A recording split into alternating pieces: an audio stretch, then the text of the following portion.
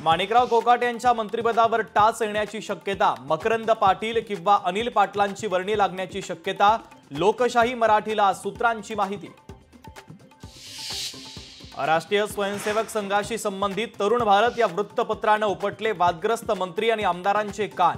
कृषी मंत्री माणिकराव कोकाटे, गोपीचंद पडळकर, संजय गायकवाड यांच्या बेजबाबदार वर्तनावर कठोर टीका।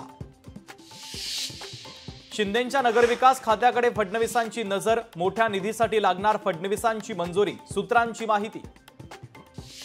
गृहराज्यमंत्री योगेश कदम यांच्या सावली डान्स बारवरील केलेल्या आरोपानंतर सावली बारची सत्यतेची अंजली दमानियांकडून पाहणी, तर गृहराज्यमंत्र्यांनी राजीनामा द्यावा, अंजली दमानियांची पुन्हा एकदा मागणी। महापालिकेचा कचरा उचलण्याच्या टेंडरमध्ये 6 ते 6.5 हजार कोटी रुपयांचा मोठा घोटाळा झाल्याचा मनसेचे नेते संदीप देशपांडेंचा गंभीर आरोप। कबुतरांना दाणे खाऊ घालणं हा सनातन धर्म, कबूतरखाने बंद करण्यासंदर्भात सरकारसोबत चर्चा करणार, शंकराचार्य अविमुक्तेश्वरानंद सरस्वतींचं वक्तव्य। हिंदी ही आधीपासून राज्यभाषा म्हणून घोषित, हिंदीनंतर साधारणतः 10 ते 11 वर्षांनी मराठी ही राज्यभाषा म्हणून घोषित करण्यात आली।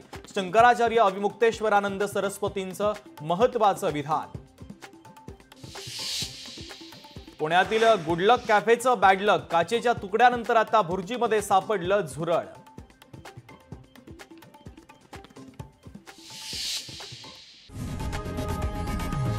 लोकशाही मराठी ऐका, पहा, जागरूक रहा।